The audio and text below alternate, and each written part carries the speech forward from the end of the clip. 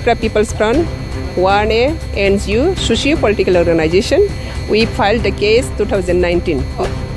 आप लोग क्या जानना चाहते हैं मेरा पास? वो सिटीजन से अमेंडमेंट केस का बारे में 2019 से त्रिपुरा पीपल्स की तरफ से केस फाइल किया। तो 2 इयर्स जैसा पेंडेमिक का कारण से वो बंद हुआ। आज फिर ये चालू हो रहा है, तो ये केस में कंटिन्यू करेंगे क्योंकि CAA का मैटर है, देश का मैटर है और देश का भविष्य का मैटर है।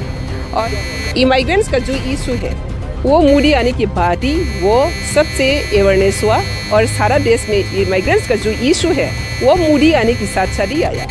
तो ये मोदी का जो CAA मैटर है, हम सब स्टेट का एक साथ नहीं हो सकती है क्योंकि स्टेट अलग अलग कंडीशन है।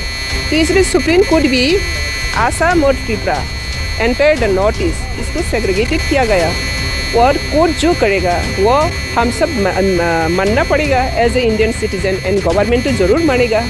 तो सुप्रीम कोर्ट जो तय करेगा वो सब हम लोग मानना है और कोर्ट का विचार का धारा से आज इंडिया बची है।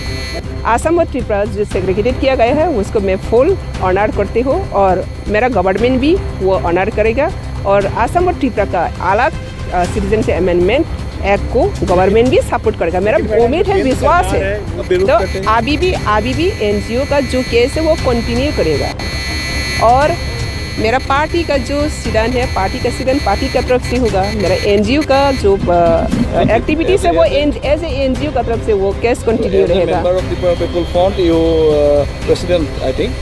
I am politically vice president state BJP। लेकिन आसाम और त्रिपुरा के लिए सब जगह के एक होने के लिए केंद्र सरकार ने कहा नहीं कहा आज तक। आसाम और त्रिपुरा, आसाम एंड त्रिपुरा को केंद्र सरकार भी अलग तरीके से देखने के लिए आज भी वो सिंपैथी है।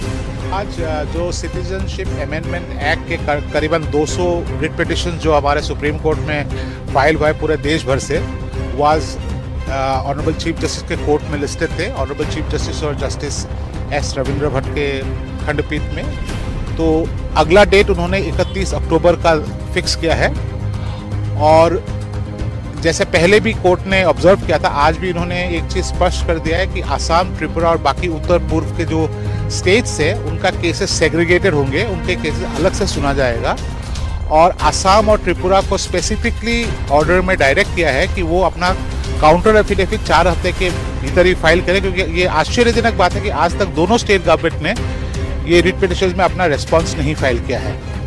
और साथ में कोर्ट ने ये ऑब्जर्व किया है कि क्योंकि मुद्दा बड़ा गंभीर मुद्दा है और पूरा देश को ये मुद्दा इफेक्ट करेगा, तो शायद और ये उन्होंने ऑब्जर्व किया कि शायद वो इस मैटर को 3 जज बेंच में रेफर करने का सोच रहे हैं। तो हम उम्मीद लगाते हैं कि अगला तारीख से शायद ये मैटर 3 जज बेंच के आगे रेफर होगा और 31 अक्टूबर से पहले कंप्लीट प्लीडिंग्स, जिसको जो भी फाइल करना है वो फाइल करके कंप्लीट करने कहा है और 31 अक्टूबर को उन्होंने लगाया है फर्दर डायरेक्शंस के लिए।